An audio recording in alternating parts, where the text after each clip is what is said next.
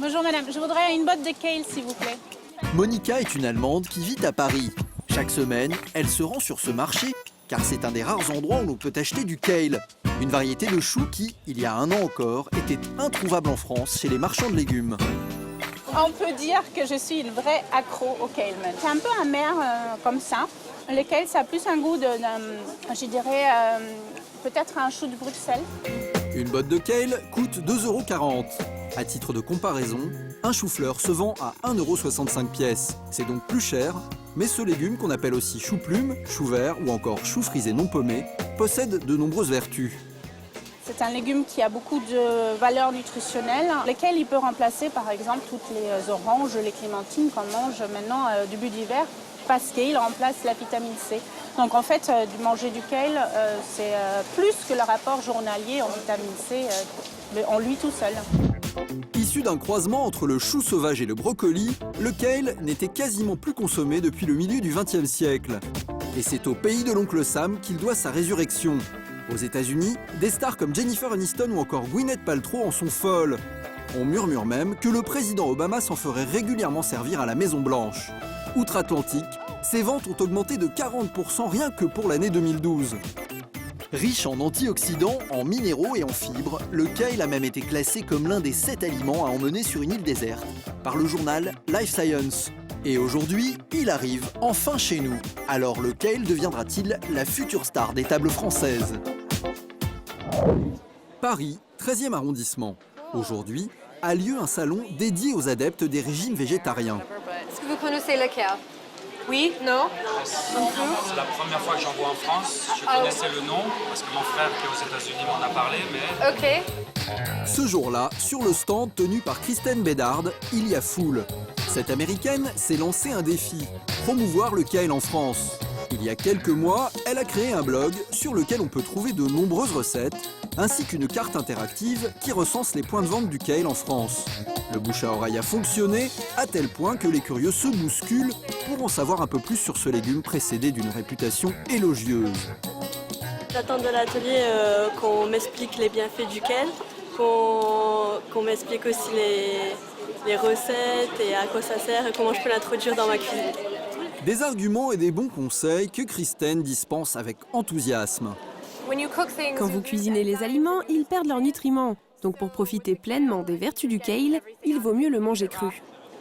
Et le meilleur moyen de le manger cru, c'est de le faire en salade. Et là encore, Kristen a une technique bien à elle. Ok, elle le connaît. Il faut masser le chou. Oui, ça s'appelle the kale massage. Le kale fait partie de la famille des choux. Ses feuilles sont assez dures, il faut donc les malaxer pour les rendre plus tendres, un peu comme si vous faisiez une marinade. Après l'avoir massé avec amour, Kristen rajoute quelques carottes et des raisins secs. Mission séduction réussie. C'est très bon. Je ne l'avais jamais goûté, en fait. Non, pas quand ça va en salade. Et j'apprécie. C'est bien. Moi, je suis pas très chou. Je sais jamais trop quoi faire avec. Et du coup, ces ateliers-là, ça permet aussi de pouvoir avoir des bonnes idées, quoi. Je connaissais pas du tout le kale. Ça semble à du chou, mais en France, apparemment, c'est assez difficile à trouver. En France, le kale est encore difficile à trouver, mais plus pour très longtemps. Car certains producteurs ont déjà anticipé le phénomène. C'est le cas de Nicolas Tirard. Le kale, ce qui est bizarre, c'est qu'il pousse en palmier et non pas comme un chou classique rond, quoi. Nous sommes en Picardie. Dans ce petit coin de nature, cet agriculteur a décidé de mettre le paquet sur le kale. Cette année, j'ai fait du rouge. C'est une variété un peu plus forte en goût et des feuilles un peu plus rugueuses par rapport au kale classique, qui est un peu plus doux d'ailleurs au goût aussi. En France, ils ne sont qu'une dizaine à produire du kale. Comme les autres choux, le kale est un légume résistant. Nicolas Tirard peut donc en produire quasiment toute l'année. En à peine quelques mois, il en a déjà vendu plus de 300 bottes. Ironie du sort, il s'est mis à en produire totalement par hasard. En 2011, j'ai commandé mes semences comme d'habitude et j'ai commandé du chou frisé non paumé. Quand je me suis retrouvé avec ce chou qui a commencé à pousser, je me suis demandé vraiment ce que j'allais en faire. et même quel goût ça allait avoir. C'était vraiment la grande interrogation. Aujourd'hui, Nicolas ne se pose plus trop de questions.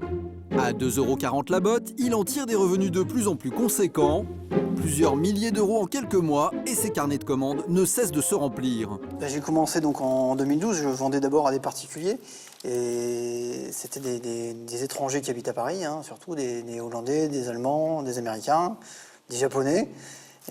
Qui recherchaient du kale. Et puis au fur et à mesure, il y a des restaurateurs qui en ont recherché, des restaurateurs que je livre sur Paris. Comme ici, chez Elke Sizer. Bonjour. On a très envie d'une bonne soupe. Bah, j'ai une bonne soupe. Vous avez fait une soupe au kale? Oui, tout à fait. Dans son restaurant, cette Allemande a décidé de faire du kale, qui est très populaire dans son pays d'origine, la star de ses menus. À l'image de l'américaine Kristen Bedard, Elke a elle aussi décidé de devenir l'avocat de ce légume qui préviendrait notamment des maladies comme le cancer ou bien l'Alzheimer. Il y a plus de vitamine C qu'une orange, kiwi, citron. Et donc c'est très bien pour le système immunitaire. Le kale contient plus de calcium qu'un verre de lait, un grand verre de lait. Et pour donner envie de manger du kale, Elke ne manque pas de bonnes idées. On peut faire des chips avec des kale parce que la consistance est idéale pour faire des chips. La recette est simple. Quelques morceaux de kale bien secs disposés sur du papier sulfurisé. Ajoutez-y de l'huile d'olive et du sel. Puis on les met au four à 180 degrés pendant 10 minutes. Depuis que sa maman lui en a fait goûter, Lucas, le fils d'Elke, est devenu accro. La première fois, maman m'a fait manger des kale chips. Elle m'a dit je dois fermer les yeux et ouvrir la bouche. Et après, j'ai goûté et puis j'ai aimé. Et oui, le kale a tout pour plaire, y compris à ceux qui n'aiment pas les légumes verts. C'est le cas de Romain. Il est venu avec son amie Elodie pour goûter ce nouveau légume dont tout le monde parle. Jamais. Non, je suis pas très fan du chou à la base, mais je suis quand même curieux. Pour le convaincre, Elke va lui préparer sa spécialité, une soupe de kale. Elle coupe 2 patates douces, 2 carottes et rajoute une poignée de kale. Et c'est parti pour la dégustation de la soupe d'Elke. Ça a le goût d'une soupe de légumes, un peu traditionnelle. Mais c'est très très bon. C'est pas du tout acide, moi je m'attendais que le chou rentre de la soupe acide, et en fait c'est très très doux. Non, c'est super bon. On dirait presque un velouté alors qu'il n'y a pas de lait. Riche en vitamines et en nutriments, en salade, en chips ou encore en soupe, le kale semble bien parti pour devenir la future star de nos assiettes.